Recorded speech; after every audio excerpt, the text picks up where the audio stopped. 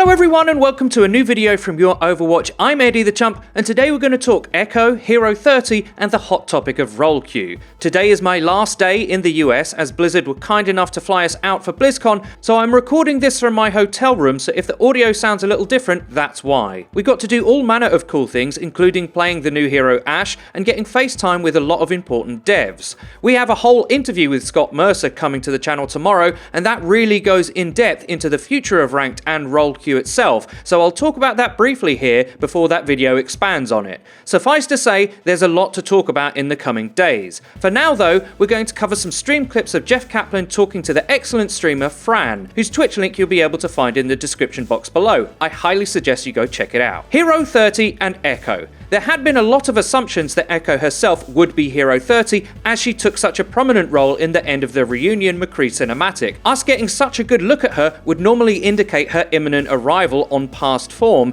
and some people inside the stadium could be forgiven for thinking they were going to announce two heroes at the same time, something Blizzard have never done before, but as it turns out, that wasn't the case, as Jeff details in this clip. I know you want me back, but I think there's somebody even more important who can do more for you, and that's Echo. Yeah. So we're building her up to be more. Yeah. We want her to be a hero. Yes. Now, to set people's expectations, because I know immediately what they're thinking is like, well, Hero 30 is going to be Echo.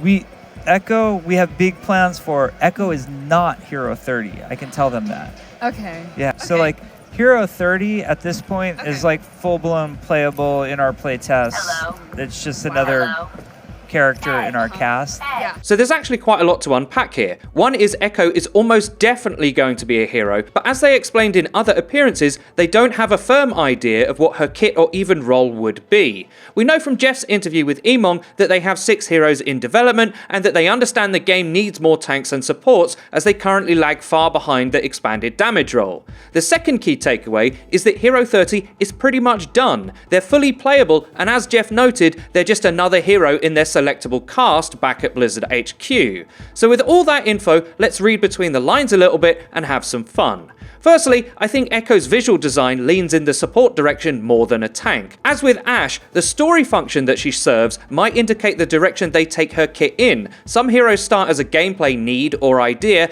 others start from a different place. Echo is more like that in my opinion, and as they've admitted, they're not that far along with her. So I actually expect Echo to take rather a long time to reach the game. There are no doubt heroes they're much further along with in terms of kit ideation and development.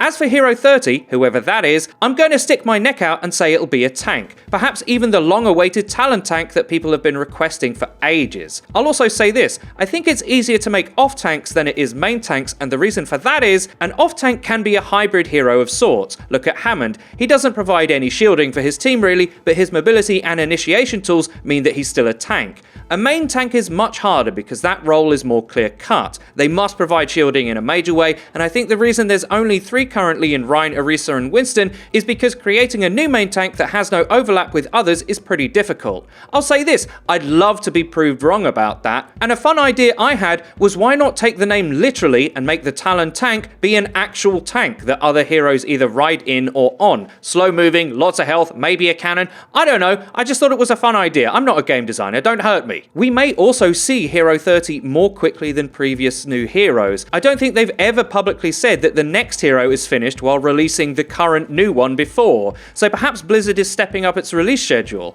I'd be very happy with that. Let me know in the comments what you think about Echo, Hero 30, and what roles do you think they'll end up being. Role queue. Okay, so this is the first event in my mind where the topic of role queue has been talked about in serious terms by Blizzard as being a possibility. They've answered questions about it before, sure, but this time there's something different. Our interview with Scott Mercer really goes into this, so be sure you watch it when it comes out tomorrow. For now though, let me just play you this clip on the subject from Fran's stream with Jeff.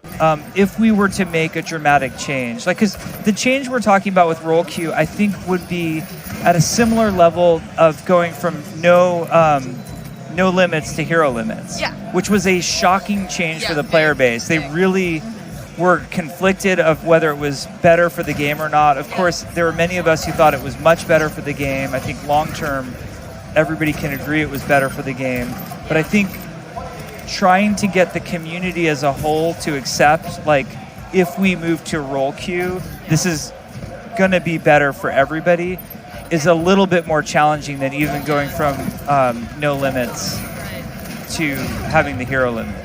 Now, Jeff is right, role queue would be a similar size change to the game in comparison to the hero limits decision way back when. And just as he says about that subject, I think long-term, role queue would be as good for the game as that decision was. We all know it's no small task, and it is the case that it needs serious development resources and planning to get right, but I'm not convinced the player base needs as much persuasion as Jeff thinks they do. Surely role queue would be a ranked thing. It only needs to apply in that context, really, and I think in that community, role queue is the easiest sell of all time. Hey, would you like less trash matches? Yeah, okay, good. I'm being a bit facetious there. I know it's more complicated than that, and it's also true that it's unlikely to be a silver bullet to solve all of Rank's problems. But I am utterly convinced it will make the game better, and that the community is ahead of the devs on this one. The role queue idea came from the community in the first place. Let me know your thoughts, guys. Do you agree with me and think it's something the game really needs, or do you hate the idea entirely? One thing's for sure, it feels like much more than just an idea now. It may not arrive in the immediate short term, but I think it's coming, and the devs are serious about it now too. Guilds/clans. Jeff also talked about clans or guilds on Fran's stream, so I'll just play you that clip and then talk about it a little bit. We think a guild or clan system would be amazing for Overwatch. We have a lot of ideas of what that would mean. It's something we really want to do. It's a massive system.